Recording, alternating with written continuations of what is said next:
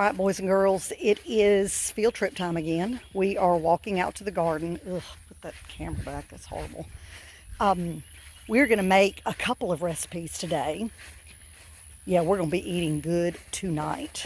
First, I'm going to make tomato basil chicken.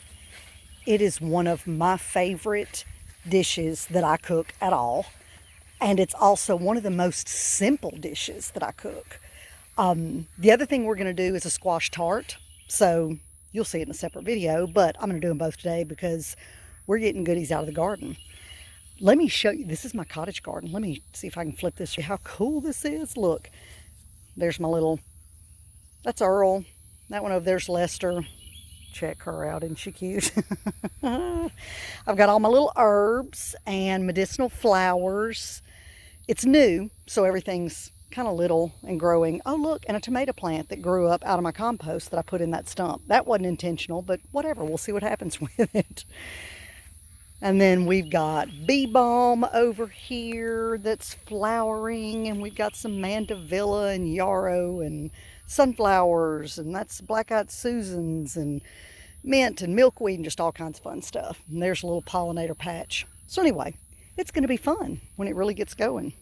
Right now, it's just new, so it's not going great, or it's not real big. But anyway, what I'm at, turn this back around, is to harvest some fresh basil for our tomato basil. I already have some tomatoes that I pulled out of the garden that are on the edge of not being any good. So I'm just going to cut the bad spots off and use what's left, and I'll have plenty. So we'll get into that more in a little while. And then we're going to go over there to that. Let me flip again. Yep, that's our vegetable garden, which is a freaking train wreck of weeds. But anyway, it's producing some good stuff, and get some squash for the tart. But I'm going to snip some basil, and then we'll be back. Okay, we're back. And like I mentioned when we were outside, goodness, it's hot out there. Oh, wowzer. Anyway, tomato basil chicken, really simple, comes together quickly, full of flavor. It's just a great dish. Kids, adults, everybody will love it. So what you need, very simple ingredients: a pound of boneless, skinless chicken, some salt and pepper, lard, you know, my favorite fat on the planet. Well, I don't know, butter's up there. So anyway, lard. You need 15 ounces of tomatoes. You can use canned diced tomatoes. That's what I use at the restaurant because that's typically all I have. Like I mentioned when we were outside, I've got some garden tomatoes that are looking a little gnarly. So, ew, you don't want to eat that. But I'm going to cut off whatever doesn't look good and chop the rest of it up kind of small like you would find in a can of diced tomatoes until I have 15 ounces. It's going to work out great. Then some fresh basil, some minced garlic. Sorry, I keep putting my bucket head in this picture. There's our minced garlic. You've seen that a million times. And some butter. You can use dairy-free butter. That's what I use at the restaurant, always. But I'm fixing to use and go down with some real cultured, real butter. That's going to be good. So anyway, and then fresh basil. I've never made this with dried basil. I guess you could. The flavor will be a little different, but I've always used fresh basil. Now here's the part I could cry about. I went out to harvest my basil, and oh, it's so pretty. And look, you see that? Dadgummit. I was out there a couple days ago, and it was beautiful and lush and gorgeous. Now some little stinking varmint has been nibbling on my basil, so some of my leaves are kind of lacy. But we're going to roll with it because whatever. I'm going to cut out of this what I can. I mean, there's some good leaves too, really pretty ones, but there's some that are lace. So I'll just cut off what's good and keep rocking. I don't have quite as much basil as I would like. This is one of those recipes you can go heavy on the basil, lighter on the basil, whatever you and your family prefer. I like lots of basil, but I'm going to use what I've got and it'll be fine. It'll be fine. So anyway, I'm going to turn the camera down and we'll get busy on this. And did I mention how easy this is? Hang on one second.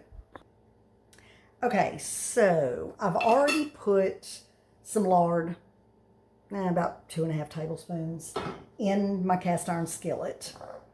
And then what you want to do is you're going to cut the chicken in tenders.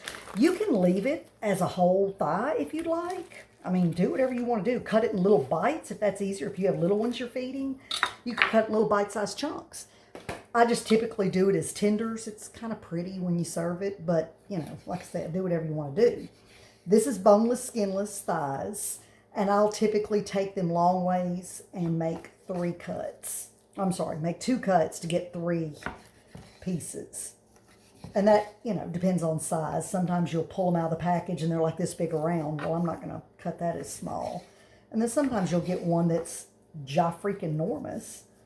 And then I'll cut it a little more. Like this one's pretty big over here. But you're just going to cut these. Yeah, I'm going to give this one an extra slice. And one reason I do the tenders is they cook faster. When you have the whole chicken thigh, it's going to cook a little slower. And ain't nobody got time for that. So I like to do it where it's going to cook a little faster. So you want to salt and pepper. Most of the time, I do my salt and pepper in the skillet. I mean, as I throw them in there, I'll throw the salt and pepper on while it's cooking, but just, I don't know, for fun and giggles here, we're just going to salt and pepper this right on the cutting board. And while it's cooking, I'm going to start cutting up my tomatoes, because really all you're going to do with your chicken is you're not cooking it all the way through. You're just going to get it, I don't know, halfway, a little more than halfway cooked. Put this over here. And pull it out, and then you'll make your tomato sauce, tomato basil sauce, and then put the chicken back in it and let it simmer for a little bit. So, you know, you're just wanting to get kind of a nice little brown coating on it. So we're going to just salt and pepper kind of to your taste. You like a lot of pepper, add extra. You don't like much, don't put much. I would not skimp on the salt because it really gives it a good flavor. But there you go. So I'm going to turn my skillet on, get it hot, start this fry. But you know what I'll do? Let me move these out of the way and cut my tomatoes up. Because when I start frying this chicken, it is going to sound like World War III in here. And I don't want to bother. I don't want that to mess y'all up. Okay, so for the tomatoes, take this off to do the maters. I'm going to wipe this off real quick. So again, you know, that's kind of ick looking. So I'm just going to cut into this. I mean, it's not bad. It's not rotten. It's just really overripe, which is a good thing for using it in a recipe. You want a really ripe. I'll get it out in a minute. And I'm going to cut this pretty small. My knife isn't the sharpest thing in the world, so I'm having to kind of saw through this tomato, which is frustrating, but whatever. This tomato's not the prettiest thing. It's a little pulpy looking. Ick. I like my meaty tomatoes. See how it is over here? It's kind of meaty, not pulpy. Ugh, I don't like the way that one looks. I'm going to set it to the side and try one of these others and see if I get a better one. Now, this one's got a little better, but not a lot. See, I'm going to take these pieces, throw them in compost, so nothing goes to waste. Take this stemmy part out. This one's a little better. Yeah, still a tiny bit mealy, but it's better. And again, if you want to just use canned tomatoes, that's what I do all day long at the restaurant, and it's really good. We actually served this for lunch today. And I thought, ooh, I have all that beautiful basil. At least I had beautiful basil.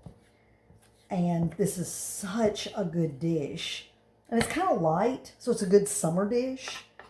So I thought, ooh, this would be a great thing to make a video on.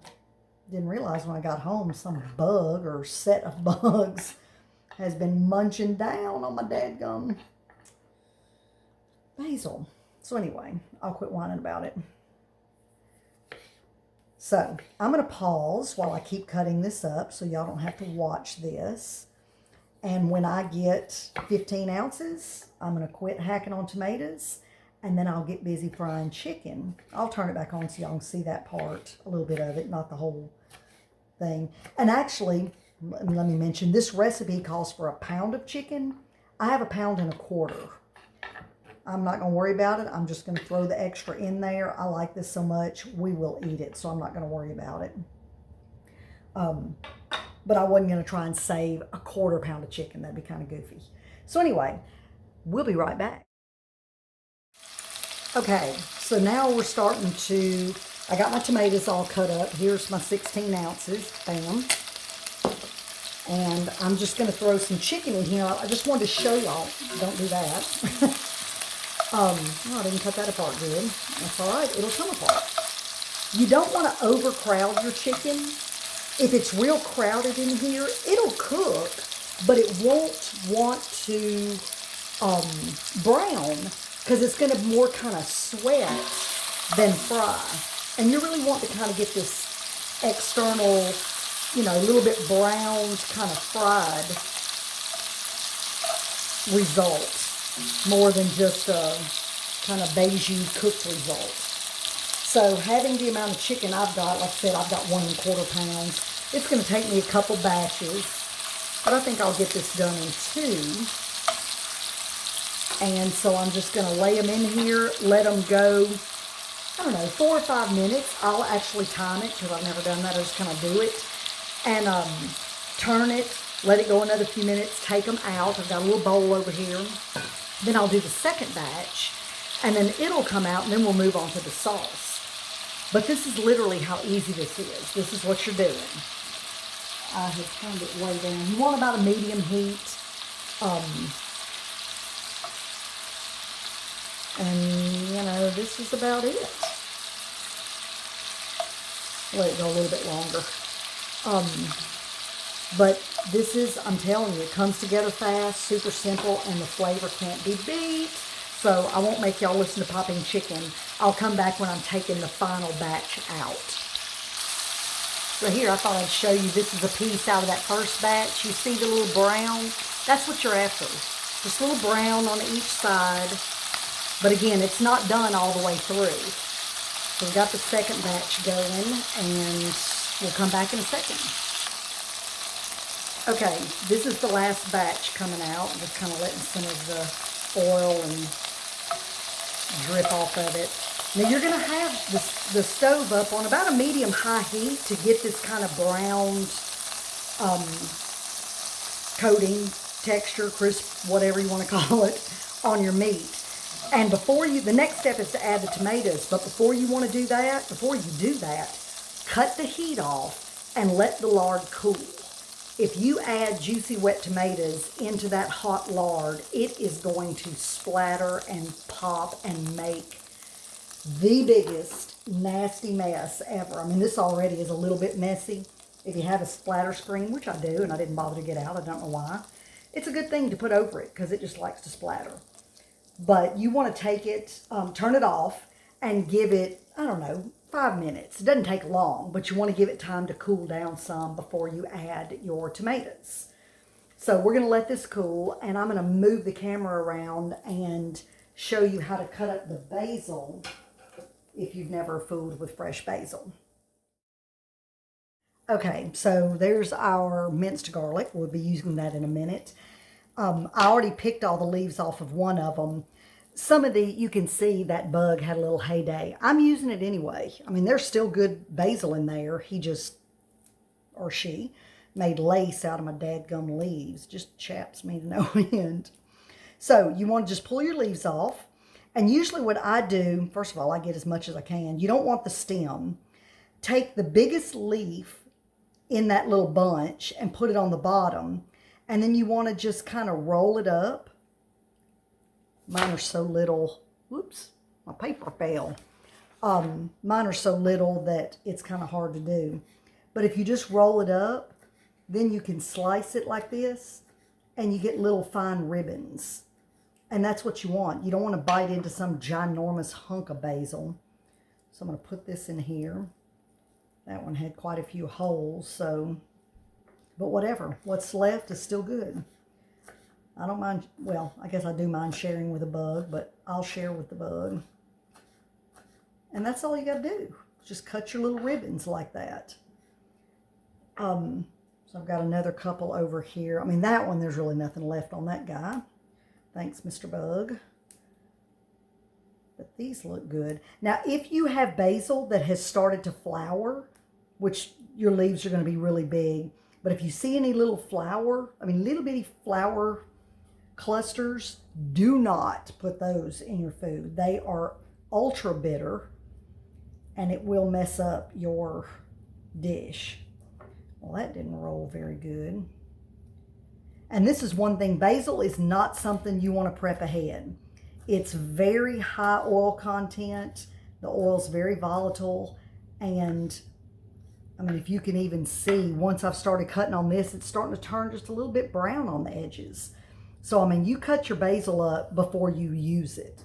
It's not an early prep thing.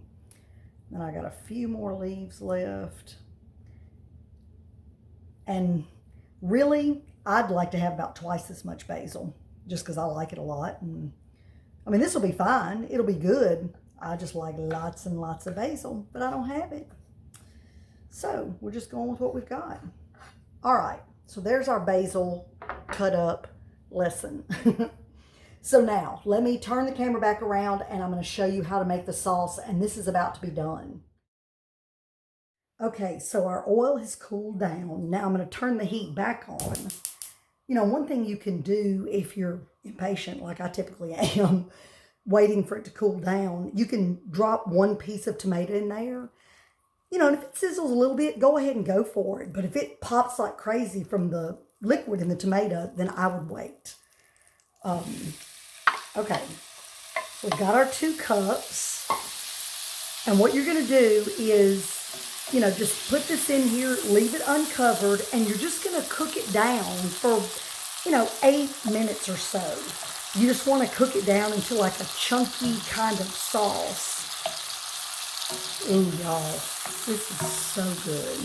I mean, I do it with canned tomatoes all the time, and it's amazing. But these are garden fresh, and this is going to be off the chain. So anyway, you just want to let it go for about 8 minutes, 8 to 10-ish. And then we'll go into the next step, which is going to be add your garlic and your butter. Let it cook down a couple minutes. Add your basil. Add your chicken back and let it simmer, cover it for about another 8 minutes. And that's it. And you have phenomenal tomato basil chicken. So I'm going to pause while this cooks down. See, the tomatoes are kind of starting to release their water. And some of it will evaporate out, so it'll be a little bit chunkier. Now, if you have canned tomatoes, the texture, consistency is going to be a little bit different. It's okay. It's a little different. It's not bad. It's just different. But, ooh, fresh tomatoes in the summer. Something about this meal, to me, just screams summer. It's basil, it's tomato, it's light, it's fresh, it's yummy. But I have it in the winter, too, so y'all hang tight. Okay, we've got about 4 minutes left, about halfway through, but I just wanted to mention, you don't want to take the oil out of the pan, the lard that's left. Leave that in there. That's going to add just a richness to this gravy when it's all done. And depending on how you like your type of gravy to turn out, if you like it a little more liquid or runnier, then put a lid on it and let it cook down. The water will come out of the tomatoes, but it'll stay in the pan. Doing it this way, we're evaporating more of the liquid, so it's going to be a little bit thicker, kind of chunkier sauce. So you can do, I mean, you do you. So you can do it however you like. I like this to be kind of thick and chunky and, you know, stick to the chicken and sit on top of the pasta or the potatoes or whatever it is I'm eating it with, rice. It's so good. So we'll be back in a few more minutes. Okay, so we are done with our time, and it's with our simmering time, sorry. So now we're going to add our 2 tablespoons of butter and our 1 tablespoon of minced garlic.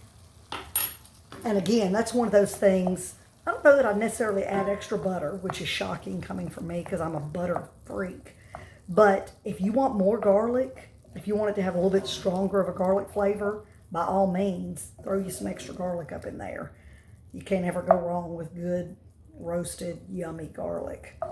But you're just gonna stir these around until your butter melts. Ooh, y'all, smells so good. So, so good. Yowzer.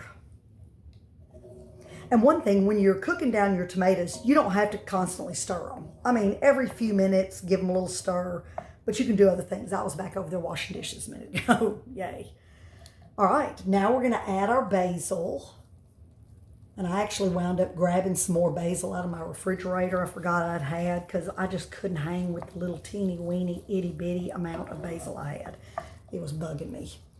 So I got some, I know, unfortunately it's store-bought, but I had it, so I'm using it. And I like lots of basil. And, you know, you can do however much if you don't like a lot, then back it down. But I like a lot. So I've got my garden basil in here and some store-bought basil because I wanted lots of basil. And it's all good. You get that mixed in real good. And then you're just going to add your chicken back. Add the chicken back in. And kind of stir it around a little bit. You don't want to be too rough. I mean, I guess you can if you want to beat your chicken up or have it in little tiny pieces. That's all fine and good. I like to leave mine kind of in the tenders. And just mix it around. Get it in the sauce. Y'all, this is so good. And so good on angel hair pasta. Oh my word, that's tasty. Now, we're going to turn it down to a simmer and put a lid on it and let it go for about another 8 minutes. And then we're done. And that is it. And that is tomato basil chicken. I'll give you a little peek when it's finished, but that's all there is to it. So, hang tight. Okay, there it is. Tomato basil chicken. Isn't it pretty? That bright red and the green. And God, y'all, it smells amazing. It tastes amazing. It's easy to get together. It makes a wonderful double duty, triple duty kind of meal because it's so easy to prepare. And then you can throw some in the freezer for a night when you didn't prepare. It's just great. It's a great meal. Y'all give it a shot. Throw up some comments. Let me know what you think. And I'll see you here on the next video.